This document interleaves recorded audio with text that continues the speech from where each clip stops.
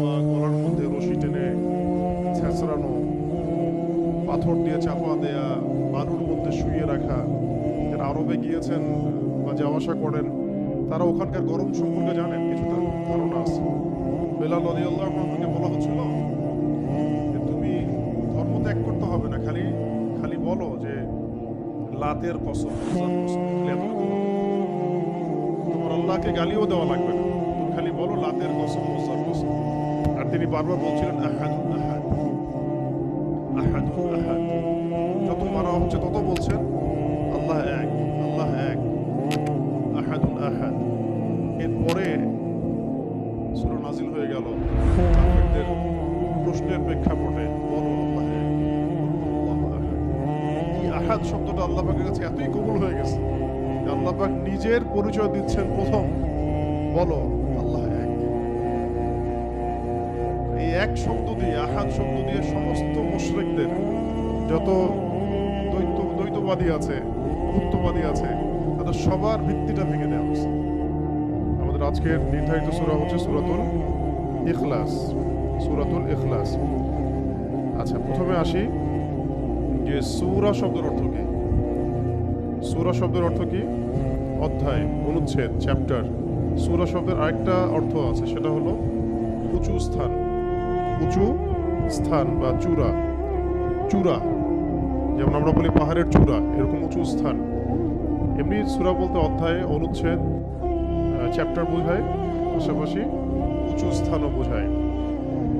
তো সূরাতুল ইখলাস, যেটা অন্যান্য সূরাগুলোর ক্ষেত্রে আপনারা খেয়াল করবেন যে সূরার নাম ওই সূরার মধ্যে নির্ধারিত কোনো শব্দের মধ্যেই আছে। যেমন সূরা ফালাক, কুল আউযু বিরাব্বিল ফালাক, এখানে ফালাক শব্দ মজুদ আছে। কুল আউযু বিরাব্বিন নাস, সূরার নাম সূরা নাস। এরকমই সূরাতুল বাকারা, সূরা বাকারার মধ্যে বাকারা শব্দ আছে কি নাই? আলে ইমরানের মধ্যে আলে ইমরান শব্দ আছে না? সূরা ইখলাসের মধ্যে ইখলাস শব্দ নাই। সূরা ইখলাসের মধ্যে ইখলাস শব্দ নাই। এই জন্য ইখলাস শব্দটা আলাদা করে শিখতে হবে। ইখলাস শব্দের অর্থ হচ্ছে একনিষ্ঠতা। ইখলাস শব্দের অর্থ একনিষ্ঠতা। প্রথম একটা কিসসা বললাম, ওখানেও তো একটু ইশারা পাওয়া গেছে। ইখলাস শব্দের অর্থ হচ্ছে একনিষ্ঠতা, একাগ্রতা। আরো ভালো বাংলা কি হতে পারে? নিরঙ্কুশ, বা কি হতে পারে? নির্ভেজাল। আন্তরিকতাও হতে পারে। একনিষ্ঠতাই সবচেয়ে সুন্দর শব্দ। ইখলাস মানে একনিষ্ঠতা, মানে যেখানে কোনো ভেজাল নাই, ভেজাল মুক্ত, নিরঙ্কুশ কোনো বিষয়। ইখলাস শব্দটা প্রথমে মাক্কি না মাদানী এটা জানা দরকার। আল কোরআনের সূরাগুলো কত ভাবে ভাগ করা যায়? দুই ভাগে। একটা হচ্ছে মাক্কি সূরা, এগুলো হলো মাদানী সূরা। মাক্কি সূরা কাকে বলে? যে সূরাগুলো হিজরতের আগে নাজিল হয়েছে সেগুলো মাক্কি সূরা। মাক্কি সূরার বিষয়বস্তু কি কি হয় সাধারণত? গত দার্সে বলেছিলাম তাওহীদ, রিসালাত, আখিরাত। তাওহীদ, রিসালাত, আখিরাত। মাদানী সূরাগুলোতে এগুলোর পাশাপাশি হুকুম, আহকাম, বিধিবিধান, হুদুদ, কিসাস এগুলো থাকে। ঠিক আছে, এগুলোর মাদানী সূরা। মাদানী সূরার সংখ্যা 28টা, মাক্কি সূরার সংখ্যা 86টা। তো এই সূরাটা মাক্কি না মাদানী, এটা নিয়ে ইখতিলাফ আছে। এটা নিয়ে ইখতিলাফ শব্দের অর্থ মত পার্থক্য। ইখতিলাফ মানে মত পার্থক্য। এই বিষয়গুলো জানতে হবে। আমাদের জবানের মধ্যে আরবি টার্মগুলোকে স্মুথলি যেন আসে, অর্থগুলো যেন বুঝতে পারি, এই জন্য আরবিগুলো ব্যবহার করা হচ্ছে। তো এখানে মত পার্থক্য আছে সাহাবায়ে কেরামদের মধ্যে।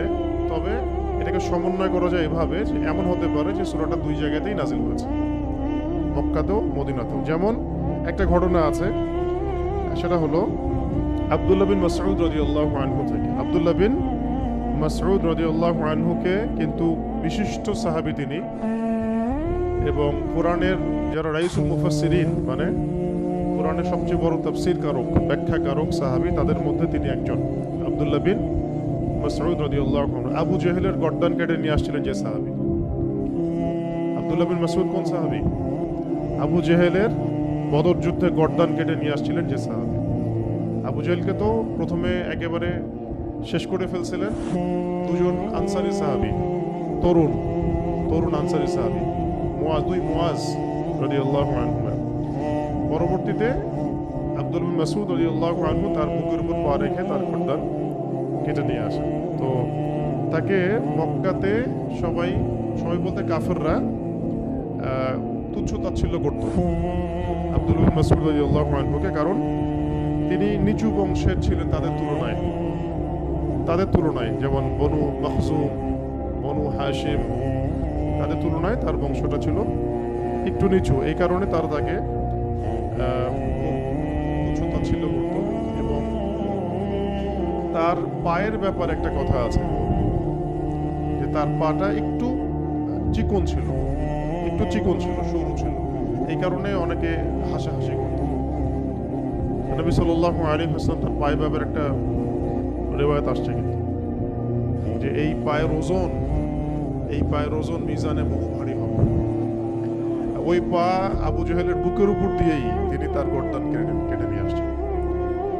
তো তিনি রাইসুল মুফাসসিরিনদের একজন আব্দুল বিন মাসউদ রাদিয়াল্লাহু আনহু, এবং বলিষ্ঠ সাহাবী। আপনারা অনেকগুলো হাদিস দেখতে পারবেন তার থেকে রিওয়ায়াত হয়েছে। এবং আরেকজন সাহাবী যে উবাই ইবনে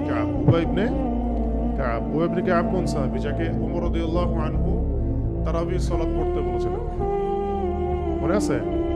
তারাবির অধ্যায় যখন আসবে তখন আলোচনা আসবে আর কি, যে তারাবির সালাতের জামাত করে তাকে ইমামতির দায়িত্ব দেওয়া হয়েছে। কোন সাহাবীকে? উবাই বিন কাব রাদিয়াল্লাহু আনহু। তিনি খুব সুন্দর তেলাওয়াত করতে পারতেন। তো এখন তারা দুজন বর্ণনা করেছেন যে মক্কাতে যখন আবু জেহেল, আবু লাহাব, উতবা, সাইবারা তারা যে ইলাহের উপাসনা করতে অভ্যস্ত, যেমন লাত, উজ্জা, হুবল, মানাত, যেগুলোকে দেখা যায় না, যেগুলোকে দেখা যায়, যেগুলোর সামনে তারা নজর মানত পেশ করে, এইরকম তারা আল্লাহ পাকের পরিচয় জিজ্ঞাসা করছিল যে আমরা তো লাত, উজ্জা, হুবল, মানাতের ইবাদত করি, লাত এমন, উজ্জা এমন, হুবল এইরকম, মানাত এইরকম, তোমার আল্লাহ কেমন, তার পরিচয় দাও। তখন আল্লাহ রাব্বুল আলামিন সূরাতুল ইখলাস নাযিল করেন। এর অর্থে আমরা তো আসতেছি একটু পরে ইনশাআল্লাহ। এখানে আল্লাহ পাকের পরিচয় দেওয়া হয়েছে। আল কোরআনের পুরো কোরআনটাতে যদি আপনি ঘাটেন, এই পুরো কোরআনটা ঘেটে আল্লাহ পাকের যে পরিচয়টা আপনি পাবেন সেটা সূরা ইখলাসে দেওয়া হয়েছে। আবার আমরা যে বলি যে আল কোরআনের তিনটা পার্ট, তিন ভাগে ভাগ করা যায় আল কোরআনকে।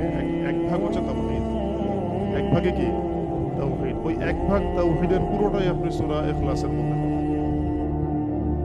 এটাকে দুই ভাগে ভাগ করা হয়েছে লেকচারটাকে, এই কারণে যে আমরা পরের অংশে তাওহীদ এবং শিরকের পুরো আলোচনা বিস্তারিত আলোচনা।